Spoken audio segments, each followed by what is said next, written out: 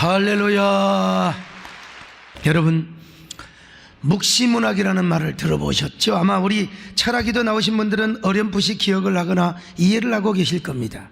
근데 제가 보니까 좀 어설프게 하는 어떤 사람들은 이 묵시문학이 성경의 언약신학이나 애언신학과 상반된다고, 상충된다고 이해를 하는 것을 제가 본 적이 있습니다. 그러나 이스라엘의 묵시문학은 하나님의 언약신학과 애언신학과 절대로 상반되지 않습니다. 오히려 보충하고 보완하고 더 완벽하기 위해서 생겨난 것입니다. 하나님의 초자연적 관점에서 현실을 설명하고 미래를 전개해 나가는 문학적 장르로서 일종의 이것도 또 하나의 계시라고 할 수 있습니다. 계시문학이죠. 특별히 이스라엘 백성들은 그 어떤 민족보다도 고난과 역경을 많이 당했습니다. 바로 그런 고난당하고 역경을 당하는 백성을 위로하기 위하여 믿음의 궁극적인 세계를 소개한 것이 바로 뭐냐? 이스라엘의 묵시문학이라 그렇게 합니다. 그래서 묵시문학은 기본적으로 현세와 내세 그리고 악인과 의인에 대한 이원론적인 구조를 갖고 있습니다. 즉 현세에서는 악인이 승리하고 형통한 것처럼 볼 수 있다는 거지요. 그래서 의인은 고난을 당하고 억울함을 당할 수 있는 것처럼 보인다는 거예요. 그러나 반드시 하나님의 심판은 되어진다는 것입니다. 이 땅에서뿐만 아니라 내세에서 반드시 하나님의 심판이 되어진다는 거예요. 그래서 하나님의 최후의 심판에 의해서 양자의 운명은 역전된다는 것이죠. 그런데 이 묵시문학에 태동되기 전에 애언신학이 있었어요. 애언신학. 애언은 주로 사실에 그리고 역사 안에서 선포될 뿐만 아니라 반드시 역사적으로 성취가 됩니다. 그리고 언약의 기초에서 애언이 이루어져요. 그러므로 애언신학에 있어서 역사는 하나님이 활동하시는 무대지요. 하나님의 애언이란 왜 그렇습니까? 하나님의 애언이란 역사 안에서 선포됩니다. 그리고 또 역사를 통해서 이루어져 가요. 따라서 하나님 또한 역사의 무대에서 활동하는, 하나님이 괜히 인간의 역사를 떠나서 그냥 저기 무슨 하늘에서 자기들끼리 역사하는 게 아니라 역사 안에 개입하시고 역사 안에 오셔서 말씀을 전하시고 그것이 언약이 되고 예언이 되어서 그 예언은 어떻게 이루어집니까? 반드시 역사를 통해서 성취가 됩니다. 여러분의 삶 속에서 하나님의 축복은 이루어집니다. 하나님의 언약은 반드시 여러분의 삶 속에서 이루어짐을 믿으시기 바랍니다. 그러니까 우리 하나님은 뭐요? 역사의 무대에서 활동하시는 분이죠. 따라서 예언신학은 언약신학의 토대 위에서 세워졌습니다.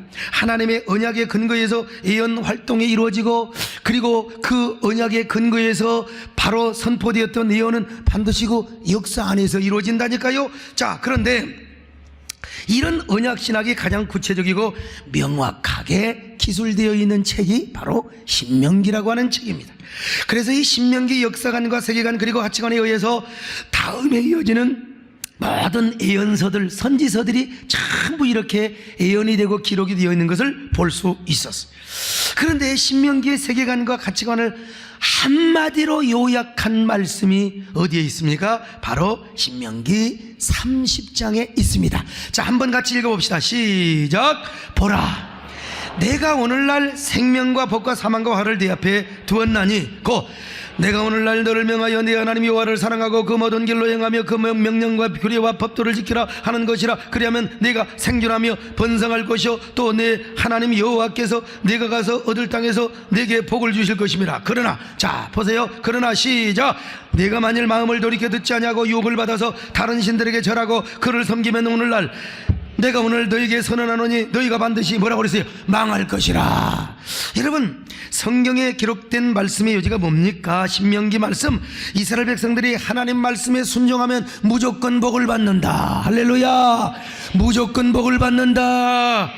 여러분, 생명을 얻으며 형통을 얻게 된다는, 그러나 이스라엘이 하나님의 말씀에 불순종하면 무조건 사망과 그리고 질벌을 받게 된다는 것입니다. 이것이 바로 구약의 예언신학의 핵심이고 언약신학의 주제라고 할 수 있어요. 물론 30장도 있지만 28장을 보면 또 기가 막힌 말씀이 있습니다. 자, 신명기 28장 1절로 2절 시작. 내가 내 하나님 여호와의 말씀을 삼가 듣고 내가 오늘 내게 명령하는 그의 모든 명령을 지켜 행하면 네 하나님 여호와께서 너를 세계의 모든 민족에 뛰어나게 하실 것이라. 세계 민족이여, 이거 우리 정원사님이 맨날 아차디 외쳤던 세계 민족이에 하여간 신명기 말씀을 봐라. 하나님 말씀에 순종하면 세계 민족에 뛰어나게 할 것이라. 여러분, 세계 민족에 뛰어난 축복을 받는 가정 되시기를 축원합니다. 옆 사람 보시고 어쩌면 그렇게 세계 민족에 뛰어난 복을 받게 생기셨습니까? 그러나 반대로요. 자, 28장 15절로 16절입니다. 시작. 내가 만일 네 하나님 여호와의 말씀을 순종하지 아니하여 내가 오늘 내게 명령하는 그의 모든 명령과 규례를 지켜 행하지 아니하면 이 모든 저주가 내게 임하여 내게 이를 것이니. 여러분, 하나님 말씀대로 살지 않고 거역하고 우상을 섬기고, 여러분 그러면 반드시 망한다는. 그래서 저 북왕국 이스라엘 백성들이 BC 722년에 망했습니다. 왜 망했다고 기록합니까? 성경은 분명히 신명기 역사관에 의해서, 신명기 세계관을 기준으로 해서 기록하고 있습니다. 왜냐? 북왕국 이스라엘 백성들이 하나님을 떠났기 때문이다. 하나님을 떠나서 자기들끼리 살았기 때문이라는 것입니다. 자기들 마음대로. 바로 이러한 역사의 전리를 따라서 남왕국의 수많은 예언자들, 수많은 선지자들이요, 남왕국 유다를 향하여 얼마나 외쳤는지 몰라요. 여러분도 하나님 떠나면 북왕국처럼 망합니다. 여러분도 회개하지 않으면 이 북왕국처럼 망할 수 있습니다. 여러분, 하나님의 언약을 붙잡으세요. 하나님의 말씀대로 순종하세요. 그래야 여러분들이 삽니다. 그래야 다윗의 언약을 붙잡고, 그래야 다윗 왕국이 오래오래 갑니다. 그러므로 말씀을 붙잡고 말씀대로 사시기를 바랍니다. 언약에 순종하시기를 바랍니다. 이렇게 막 선지자들이 막 선포를 했습니다. 이거는요, 다윗 왕국이 세워지면서부터 선지자들의 주된 강조점이요, 그리고 중심 사상입니다. 그래서 여러분, 사무엘서 이렇게 기록하고 있지 않습니까? 다윗의 나라가 멸망치 않고 영원 무궁하리라고. 자, 사무엘하 7장 16절을 같이 봅니다. 시작. 내 집과 내 나라가 네 앞에서 영원히 보존되고 네 왕위가 영원히 견고하리라 하셨다. 바로 이 언약의 기초에서 역대기 기자들, 모든 역대기 기자들이 뭐라고 말합니까? 남왕국 유다가 북왕국 이스라엘보다 더 길게 존속한 이유, 남왕국 유다가 쉽사리 망하지 않는 이유는 뭐냐? 그거는 바로 다윗 언약 때문이다. 이렇게 성경은 기록하고 있습니다. 역대하 21장 7절입니다. 시작. 여호와께서 다윗의 집을 멸하기를 즐겨하지 아니하였으면 이전에 다윗과 더불어 언약을 세우시고 또 다윗과 그의 자손에게 항상 등불을 주겠다고 이런 말씀이 역대기 그리고 열왕기에 많이 있습니다. 시간상 한 구절만 소개합니다마는, 여러분, 오늘날도요, 하나님은 신명기 언약을 절대로 취소하지 않았어요. 그래서 신명기 언약과 약속에 의해서 오늘도 순종하는 사람에게 복을 주심을 믿으시기 바랍니다. 말씀대로 순종하면 하나님 반드시 복을 주십니다. 세계 민족 위에 뛰어난 복을 주십니다. 여러분, 그러나 여러분, 하나님 말씀을 떠나고요, 하나님의 언약을 발로 차버리면 하나님의 저주가 임합니다. 하나님의 징벌이 임합니다. 그러므로 어떤 경우에도 하나님의 언약을 떠나지 마시기를 바랍니다. 하나님의 약속을 붙잡으시기를 바랍니다. 언제나 여러분의 삶 속에서 순종의 씨를 부리시기 바랍니다. 헌신의 씨를 부리시기 바랍니다. 그저 하나님의 말씀 앞에 아멘 하시기를 바랍니다. 하나님이 반드시 갚아주실 것입니다.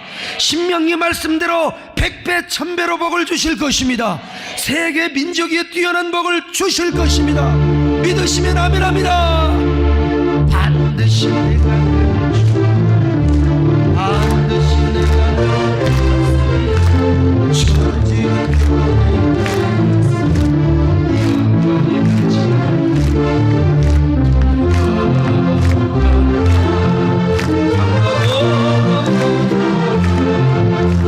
낙심하는 실만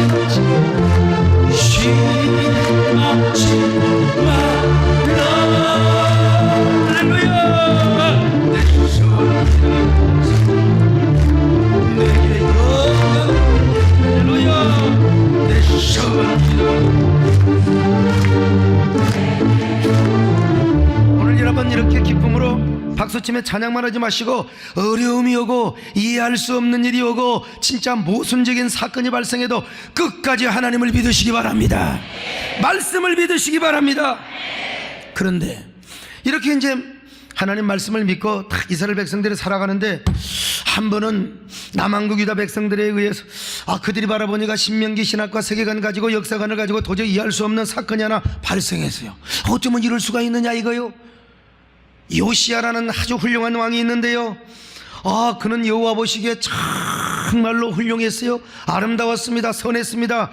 그런데 그가요, 세상에 전쟁터에 나가서 그냥 어떻게 억울하게 죽어버렸네요. 그래서 의안이 벙벙했어요.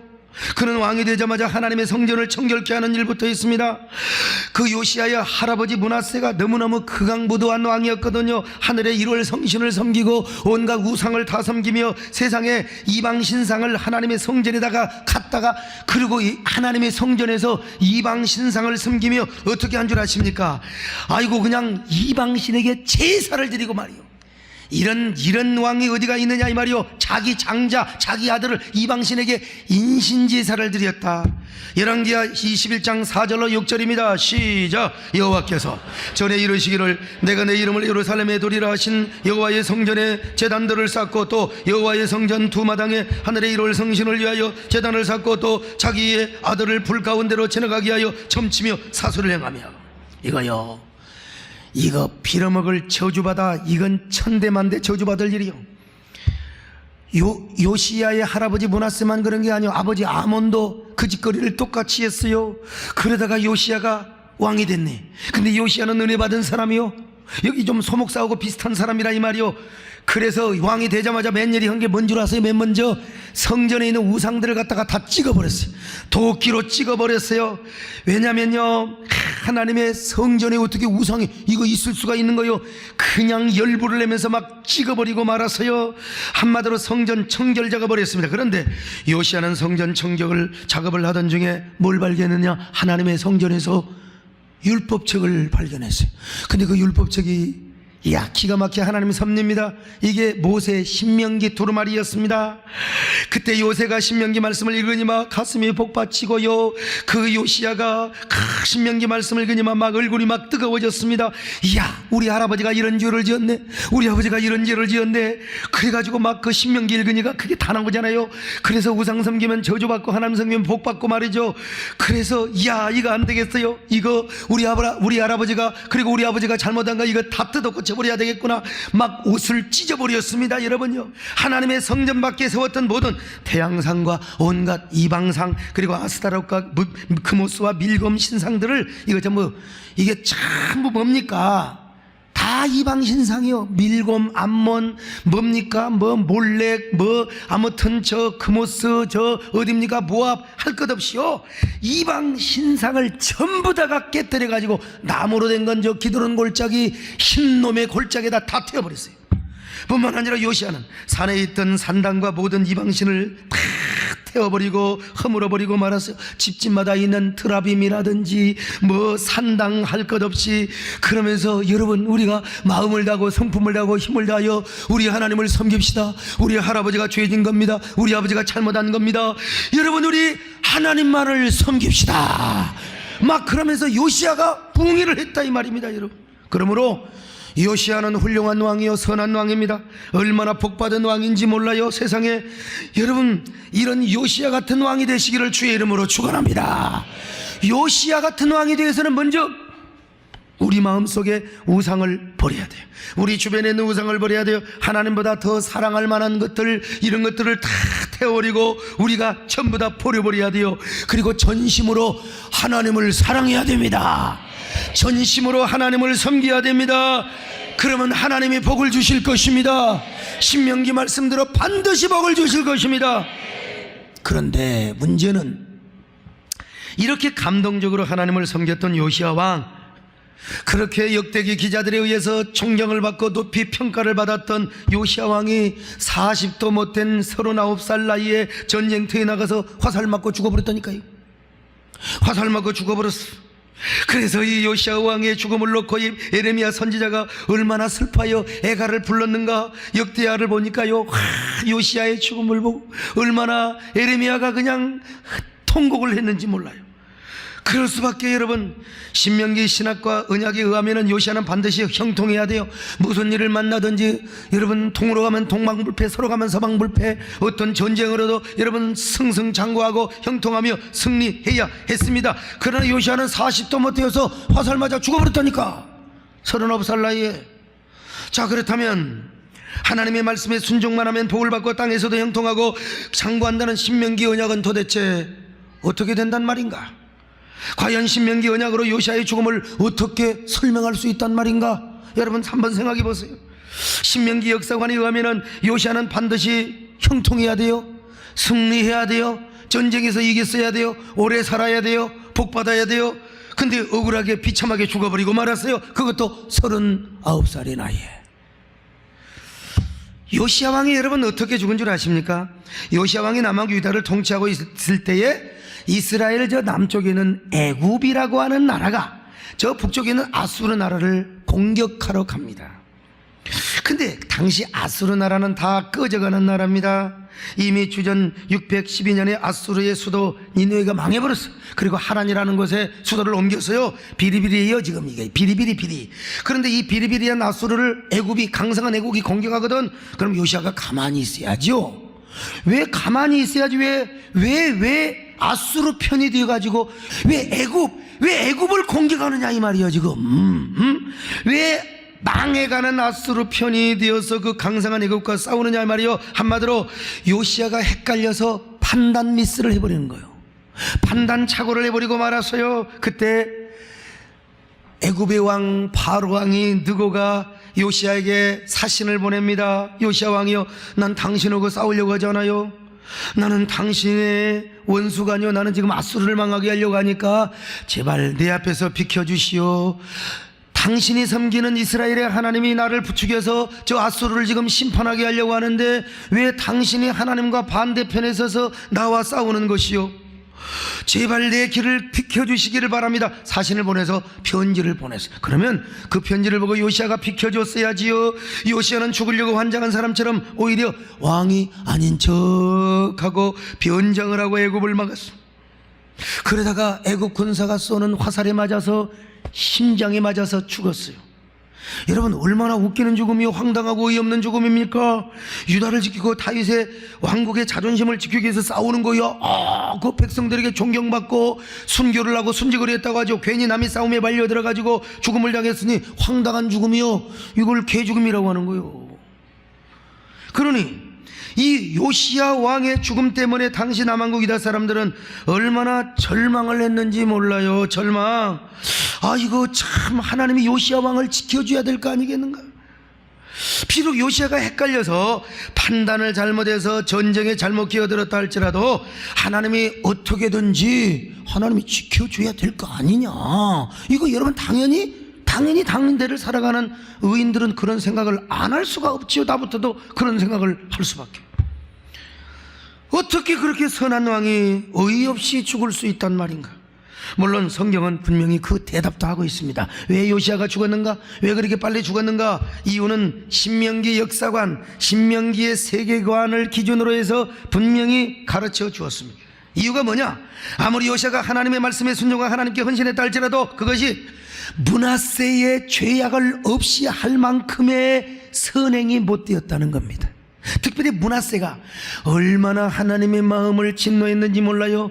하나님의 마음을 상처 줬는지 몰라요. 근데 그 하나님의 진노와 상처를 없애게 할 정도로 하나님을 감동하지는 못했다는 겁니다. 다시 말하면 요시야가 선을 행하였지만 요시야가 선을 행하는 것보다 므낫세와 아몬이 악을 행한 것이 오히려 더 엄청나게 무거웠다는 거예요. 그래서 요시야가 죽게 되었다는 것입니다. 자, 열왕기하 23장 25절로 27절, 자, 한번 같이 봅니다. 시작. 요시야와 같이 마음을 다하며 뜻을 다하며 힘을 다하여 모세의 모든 율법을 따라 여호와께로 돌이킨 왕은 요시야 전에도 없었고 후에도 그와 같은 자가 없었더라. 그러나 여호와께서 유다를 향하여 내리신 그 크게 타오르는 진노를 돌이키지 아니하셨으니. 자, 그 다음에 계속 읽어봐요. 시작. 이는 므낫세가 여호와를 경노하게 한 그 모든 경노 때문이라.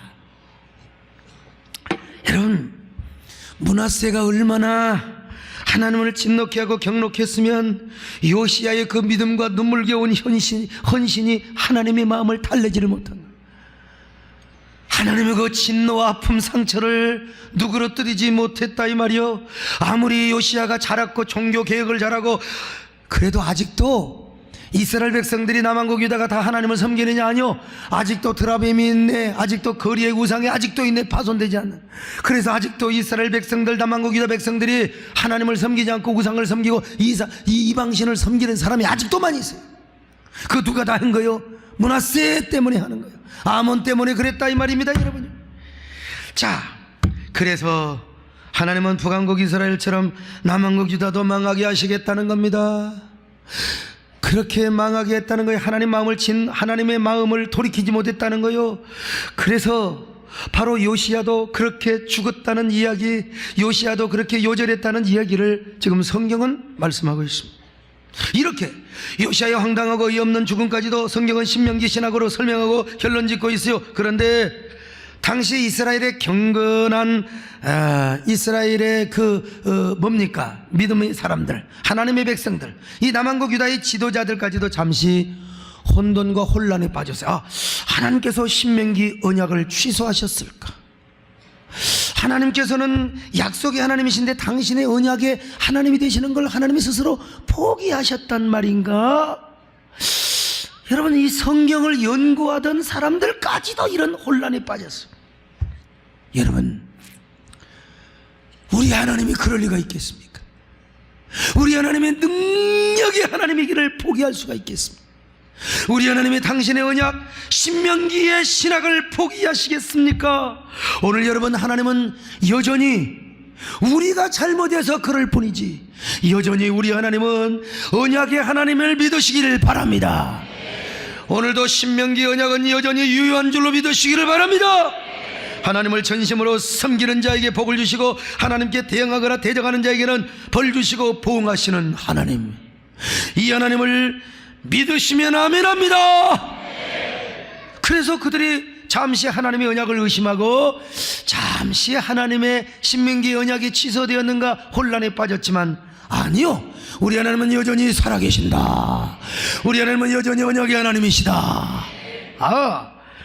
이런 신앙에 의해서 생겨난 것이 바로 이스라엘의 묵시문학이었단 말입니다. 여러분, 오늘 설교가 대단히 수준 높지만 수준이 높으면서도 여러분 설교가 굉장히 쉬워요.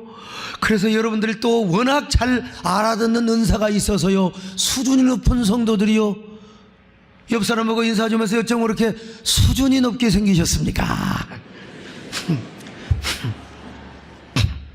자, 물론 하나님을 전심으로 섬기는 의인이 복을 받고 악인은 징벌을 받습니다. 그러나 묵시문학에 의하면은 이제 이런 신앙이 탁 정립이 됩니다. 그게 뭐냐? 때로는 현실에서 악인이 승리를 하고 의인이 고난을 받을 때가 있는 것처럼 보인다 이 말입니다. 그러나 우리 하나님은 이 땅에서뿐만 아니라 최후의 심판대에서 이 양자의 운명이 완전히 역전이 되게 된다는 겁니다. 이 땅에서 고난을 당하고 이 땅에서 억울함을 당하고 핍박을 당한 사람, 천국에서 해같이 빛나는 영광으로 하나님이 반드시 보상하여 주십니다. 그리고 이 땅에서 큰소리치며 떵떵거리며 하나님을 대적하고 하나님 앞에 말이요, 그냥 태양했던 사람들 반드시 심판대에서 벌받는다, 하나님이 저주한다, 심판하신다, 그런 바로 이야기를, 그런 신앙의 궁극적 하나님의 심판의 이야기를 바로 묵시문학이 이야기해 주기 시작했어요. 그래서 이런 묵시문학은 다니엘과 스가랴, 하박국 등으로 이어지고 신약의 요한계시록을 통해서 그 묵시문학의 절정이 이루어지죠. 그래서 오늘 본문은요, 의인이 어떤 고난과 어떤 역경을 당한다 할지라도 뭐라고 합니까? 그래도 믿음으로 살아야 한다. 하박국 당대를 살았던 이스라엘 백성들은요, 엄청난 역경과 고난을 당했습니다. 악인들이 잘 되는 걸 보고요, 더더구나 갈대아 저 바벨론 사람들을 통하여 남한국 유다 백성들을 심판한다. 이거 여러분 말이나 되는 소리요. 그래서 하박국 선지자도 하나님 앞에 항변하는 거요. 저 성문의 밤낮을 맞고 하나님 앞에 물어보는 거요. 하나님 도대체 왜 이렇습니까? 왜 이렇게 악인들이 형통합니까? 의인들이 고난을 받습니까? 말이요. 이런 상황에서 하나님이 하박국에게 묵시를 주는 거예요. 묵시 문학의 형태를 통하여 패러다임을 가지고 당시 하나님의 백성들에게 하나님의 진정한 메시지, 희망과 위로와 격려의 메시지를 주는 겁니다. 하박국아, 내가 너에게 묵시를 주노니 빨리 기록하라. 그리고 이 말씀을 읽어라. 달려가면서도 읽어야 된다. 세상의 종말이 속히 다가온다. 나는 거짓말하지 않는다. 반드시 종말이 다가오리라. 이 말이 뭐요? 나는 반드시 심판하시는 하나님이다. 그런데 이렇게 심판을 하고 종말이 다가온다고 해도 악인들은 그걸 모르고 마음이 교만하고 제멋대로 살게 될 것이다. 그러나 나를 사랑하는 사람은 어떻게 사는 줄 아느냐? 정말로 나를 진정으로 섬기는 의인은 어떻게 사는 줄 아느냐? 믿음으로 살아야 할 것이다. 할렐루야. 이거 우리가 너무나 잘 알지 않습니까? 하박국 2장 4절입니다. 시작. 보라, 그의 마음은 교만하며 그 속에서 정직하지 못하나 의인은 그의 믿음으로 말미암아 살리라. 믿음으로 말미암아 살리라. 믿음으로 살리라. 믿음으로 살아야 된다. 그럴수록 믿음으로 살아라. 여러분, 하박국의 메시지가 뭡니까? 현세의 형통만이 축복이 아니라는 거요. 때로는 믿음의 사람에게 고난도 축복이 될 수 있다는 것입니다. 왜 그러느냐? 그 고난이 우리의 믿음을 단련하고 성숙시켜주기 때문이라는 것입니다. 그러니까 여러분, 하나님의 언약과 축복을 땅으로만 국한시키지 말고 신령한 것으로 국한시키자. 내세례도 국한시키자. 종말로도 국한시키자. 그러므로 묵시문학에서도 절대로 신명기 언약은 취소되지 않았다. 오히려 신명기 언약이 절대로 취소된 것이 아니라 신명기 언약을 더 보완하고 확대하고 더 넓은 관점에서 하나님의 축복과 심판을 보자는 것입니다. 그래서 하나님의 때가 되면요, 악인들을 망하게 한다. 바벨론도 망하게 한다. 예수 그리스도가 오신다. 하나님 나라가 완성된다. 그럴 때 우리는 빛난 면류관 받아 쓰고서 천국에서 해같이 빛나는 이 땅의 축복은 별거 아니라는 거요. 물론 하나님은 반드시 주시지만 말이죠. 그러나 더 큰 축복이 있다는 거요. 그 축복이 뭐냐? 심판 이후의 축복이라는 것입니다.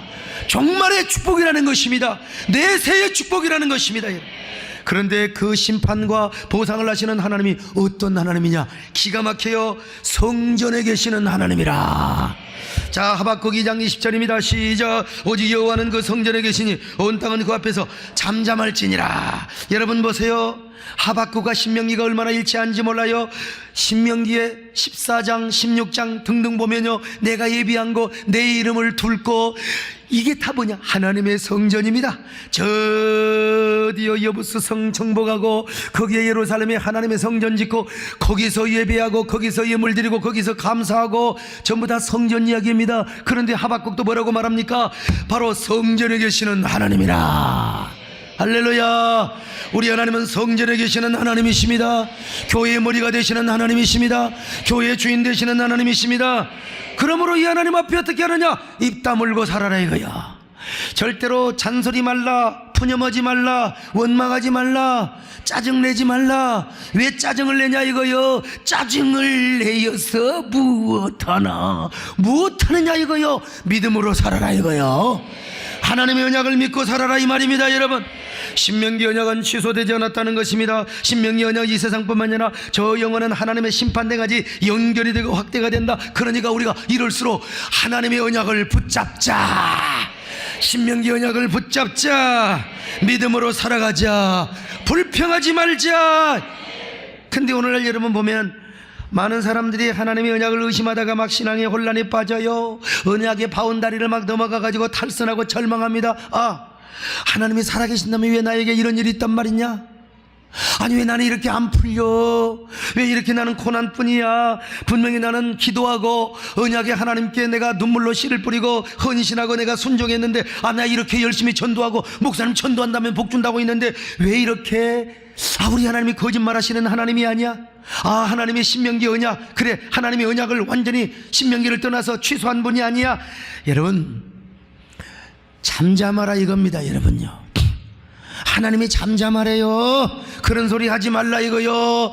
우리 하나님은 거짓말하는 분이 아니라는 거요. 여러분, 우리 하나님은 절대로 약속을 취소한 분이 아니라는 거요. 어떤 경우도 하나님의 약속은 취소되지 않았다는 사실, 여러분, 우리 하나님은 만홀히 여김을 받지 않습니다. 하나님은 거짓말하지 않습니다. 업신여김을 받지 않습니다.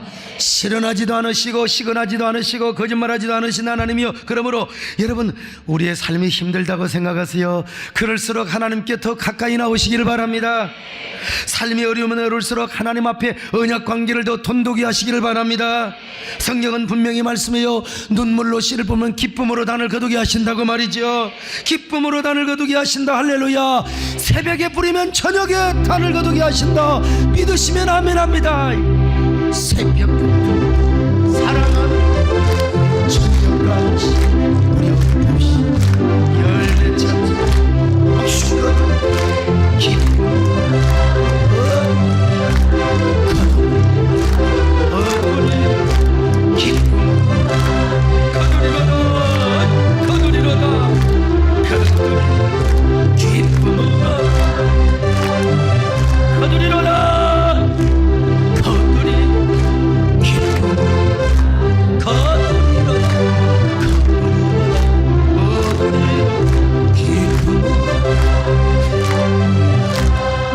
조건이 있어요. 조건이 있어요. 낭망하지 않아야 돼요. 아이고, 신앙이 피곤해서, 영혼이 피곤해서 포기해버리면 안 됩니다. 기다려야 됩니다. 하나님의 때를 기다려야 됩니다. 여러분, 드디어 오더라도 기다려야 됩니다. 기다리시기를 바랍니다. 그래야 열매 맺게 하여 주시는 거요. 우리가 보험을 넣어도 만기를 해야지, 힘들다고 안 해버리면 안 돼요. 여기 보험하신 분들이 있잖아요. 우리 저축을 할 때도요, 힘들다고 안 해버리면 안 돼요. 끝까지 기다리시기를 바랍니다. 끝까지 씨 뿌리며 기다리시기를 바랍니다. 그러면요, 조금씩 넣는데 세상에 타보니까 3억이나. 여러분, 요즘 서민들에게 3억이 적은 돈입니까? 5억짜리 보험을 탔다고 생각해봐요. 그냥 오지 않습니다. 엉덩이를 흔들며 옵니다. 여러분, 반드시 오게 되어 있습니다. 여러분, 반드시 기다리시기를 바랍니다. 기다리시기를 바랍니다. 갈라디아 6장 9절을 봐요. 시작. 우리가 선을 행하되 낙심하지 말지니 포기하지 않으면 때가 이르매. 선을 행하다 낙심하지 말래요. 교회 좀 봉사하고 말이야, 전도하고 뭐 열심히 헌금하고 순종하고 하다가 낙심하지 말라는 거요. 포기하지 말라는 거요. 때가 이르면 거두리라. 때가 이르면 거두리라. 여러분, 힘들수록 하나님을 더 붙잡읍시다. 힘들수록 언약주를 붙잡읍시다. 말씀에 의지하여 깊은 곳에 그물을 내릴 수 있기를 바랍니다. 하나님의 밭에다가 뿌리시기를 바랍니다. 천국에다가 저축하시기를 바랍니다. 여러분의 미래를 위하여, 자녀를 위하여, 여러분의 가정과 생업층을 위하여 믿음으로 충성의 씨를 뿌리시기를 바랍니다. 헌신의 꽃 씨를 뿌리시기 바랍니다. 하나님은 죽지 않았습니다. 당신의 언약을 포기하지도 않았습니다. 당신의 언약을 취소하지도 않았습니다. 여러분, 하나님을 더 신뢰하십시다. 하나님께 더 순종하며 헌신하십시다. 그런 저와 여러분 되시기를 주의 이름으로 축원합니다.